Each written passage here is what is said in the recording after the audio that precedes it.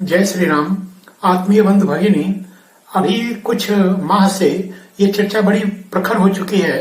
एक लखनऊ के किसी स्पॉट पर एक सपा के तथाकथित नेता स्वामी प्रसाद मौर्य ने अपने साथियों के साथ एक हिंदू समाज की सर्वाधिक सम्मानित कृति रामचरितमानस को जलाकर उसके पन्नों को फाड़कर इसे हमारी मर्यादा की हत्या कर और आज एक मंसूबा पाल लिया कि आगामी चुनाव तक मैं एक ऐसा क्रम जारी रखूंगा कि जिसके आधार पर मुझे वोट मिले और समाज के एक वर्ग को मैं बांट कर उनको गुमराह कर मैं अपनी उस प्रसिद्धि को जो बीते चुनाव में मुझे हासिल नहीं हो पाई उसको मैं प्राप्त करूंगा। इस राह पर वे चल पड़े। ये चर्चा आज इस मोड़ तक पहुंच चुकी है कि देश के हमारे अनेक महान धर्माचार्यों को मानस की एक नए सिरे से परिभाषा करनी पड़ रही है और वे बातें जो सुस्पष्ट हैं, जो कहीं किसी भ्रम का शिकार नहीं बनाती हैं, जो केवल गलत व्याख्या के नाते समाज में एक चिंता का विषय बनी हुई हैं, उन बातों पर स्पर्श करके जैसे यही चौपाई कि सकल ताड़ना के अधिकारी।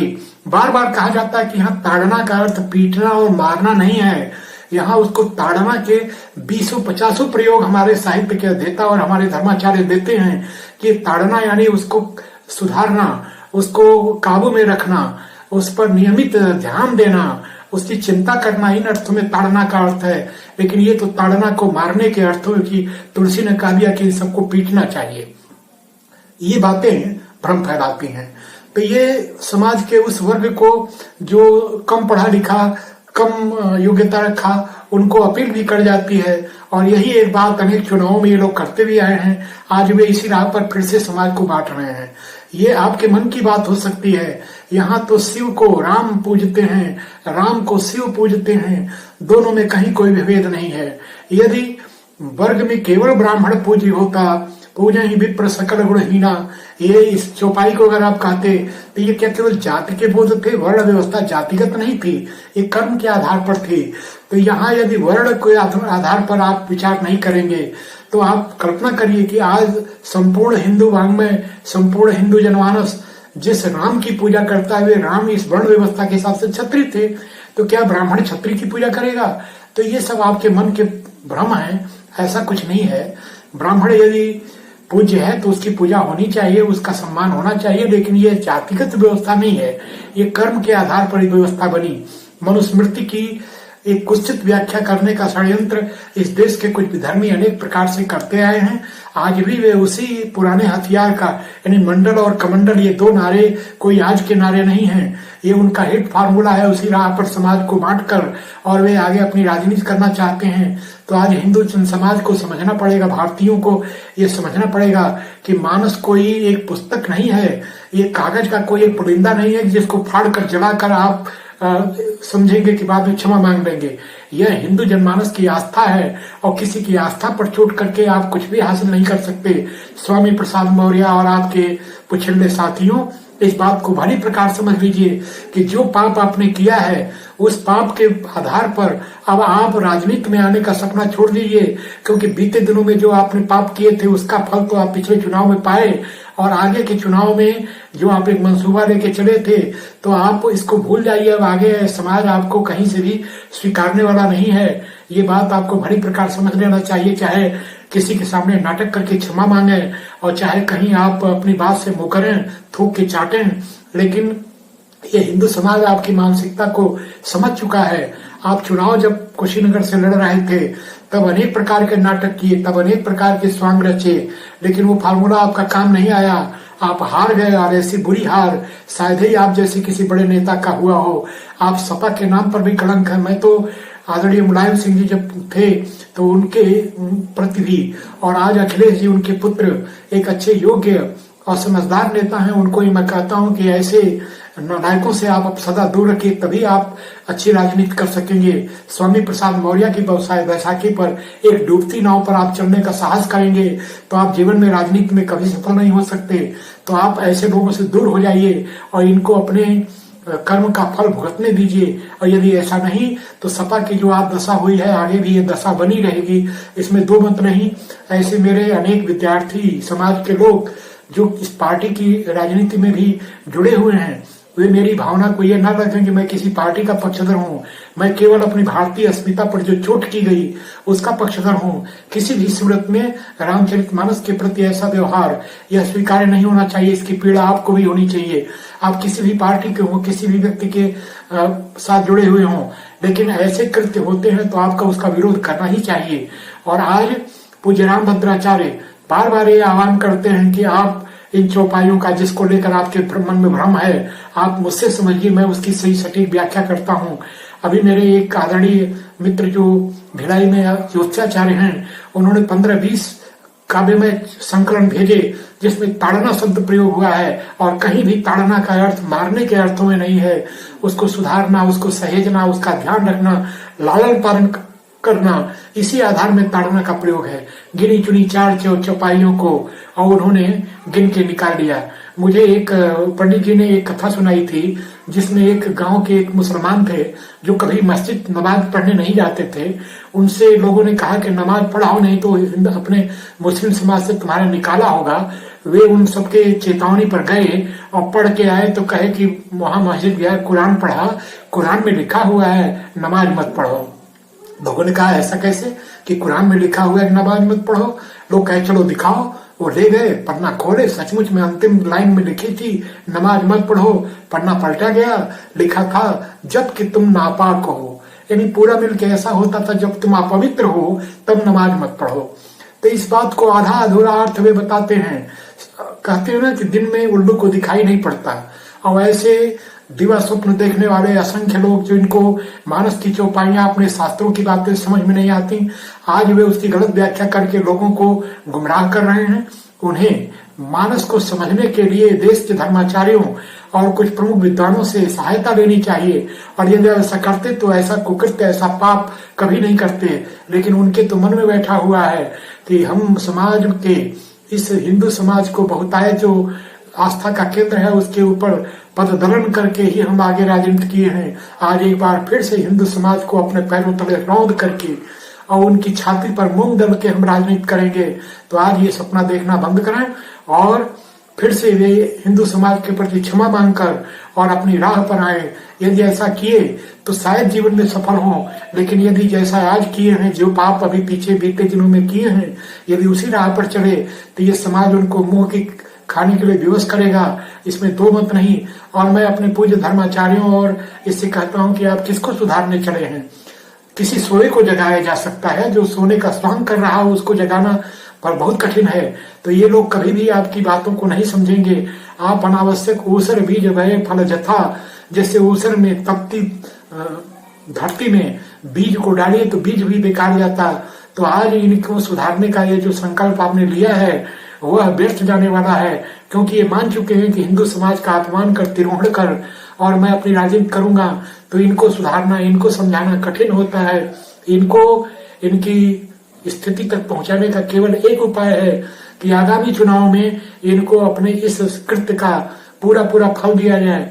वैसे तो अपेक्षा थी कि देश में, प्रदेश में और अपने देश में एक हिंदूवादी सरकार है, लेकिन ऐसे सरकार के रहते यदि ऐसा पाप करने वाला खोला छुट्टा सांड की तरह से घूम रहा है तो यह बड़े दुर्भाग्य का विषय है। और मैं पुनः अपने प्रदेश की गवर्नमेंट, अपने देश की गवर्नमेंट से, अपने देश के न्यायालय से, वह न्यायालय जो ये तय करती है कि दही में पानी कितना डाला जाए, पतंग का मंझा कैसा है, होली का रंग कैसा, दिवाली का पटाखा कैसा, जो छोटी छोटी बात पर बिना पूछे और अपना सुझाव देती जाती है, वह ऐसी बड़े कृत्य को, कुकृत्य को संज्ञान कैसे नहीं ले सकी। इस बात को कोर्ट को समझना चाहिए था और इसका संज्ञान लेकर उचित दंड का प्राविधान करना चाहिए था। लेकिन ये सब मौन है। ऐसी द्रौपदी के चीरहरण के प्रसंग पर ये सारे भीष्म, द्रोण, कर्ण ये सब मौन है। तो इसका परिणाम जो भी हो, आज यह बीड़ा अपने हिंदू समाज को ही उठाना पड़ेगा। और यदि इन लोगों को ये दिखाई पड़ गया कि इस राह पर चल के हिंदू समाज हम की मुंह की खाने को विवश करेगा तो शायद ये सुधार आए। इसके अतिरिक्त कोई मार्ग नहीं। और मैं हिंदू समाज का आह्वान करता हूँ कि ऐसे देशद्रोही विधर्मी जो धर्म के ऊपर चोट करते हों, उन राक्षसों को उनकी स्थिति तक पहुंचाना ये आपका परम पुनीत कर्म है, धर्म है। आप कुछ न कहिए, मौन साधिए और इनको इनकी भाषा में समझाने की आवश्यकता है। आगामी चुनाव में आप इनको ऐसा एक अपनी प्रतिक्रिया दीजिए कि भविष्य में ऐसा साहस न कर सकें, और यदि ऐसा आप करेंगे तो आगे फिर कोई स्वामी प्रसाद मौर्य जन्म नहीं लेगा, प्रकट नहीं होगा, राक्षसों की इस परंपरा का अंत होगा और फिर हिंदू समाज इनसे मुक्त रहेगा। मैं आपसे इतनी आशा करते हुए अपनी बात को, अपने कथन को पूर्ण करता हूँ। ये भावनात्मक अपील हुई, कुछ बातें प्रवाह में आकर मेरे मुंह से ऐसी भी निकली जो उचित शोभा नहीं देती। मैं उसके पर क्षमा याचना करते इस वीडियो को लाइक कर चैनल को सब्सक्राइब करने की प्रार्थना करते हुए अपनी बात को पूरी करता हूँ। जय श्री राम। गोस्वामी तुलसीदास विरचित रामचरितमानस की जिस चौपाई को लेकर आज सर्वाधिक बवाल मचाया जा रहा है, वह चौपाई ढोल गंवार शूद्र पशु नारी सकल ताड़ना के अधिकारी। इस चौपाई का अर्थ ठीक ठीक ग्रहण न करने के कारण यह विभ्रम लोगों ने समाज में उत्पन्न किया। वास्तव में इसका अगर सही अर्थ लिया जाए तो ऐसी विवाद की कोई बात है ही नहीं। गोस्वामी तुलसीदास जी ने इस चौपाई में जो कुछ कहा उसे अन्य कवियों ने भी अपने ढंग से कहा है।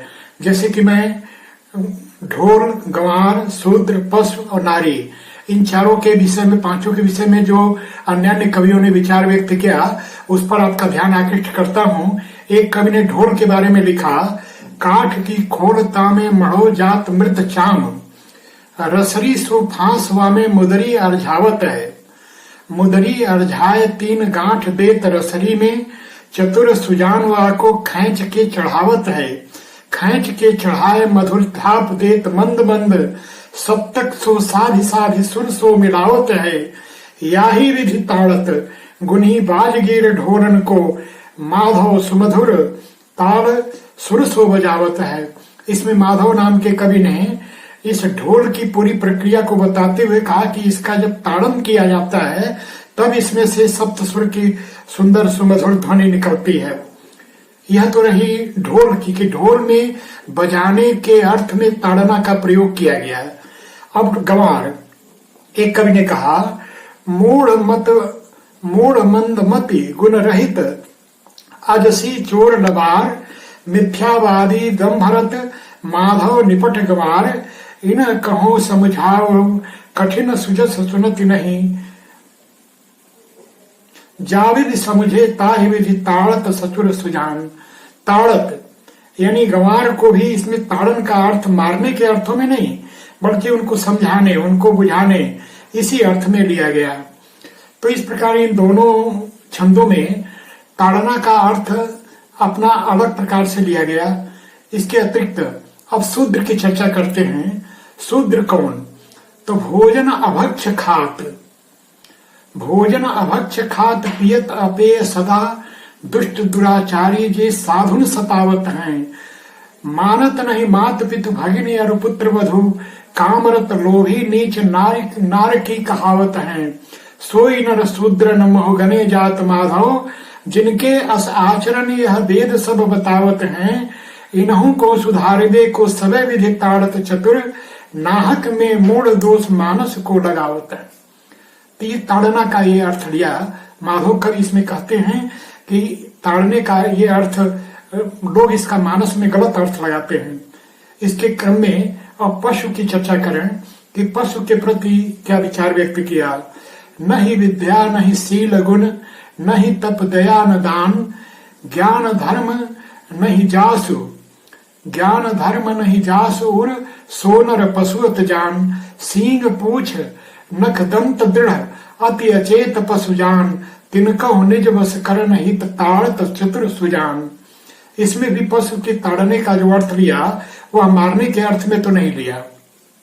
और अंत में नारी, नारी सकल चित अति सहज, अति दयालु सुकुमार, निज स्वभाव भ्रमति है माधव शुद्ध विचार।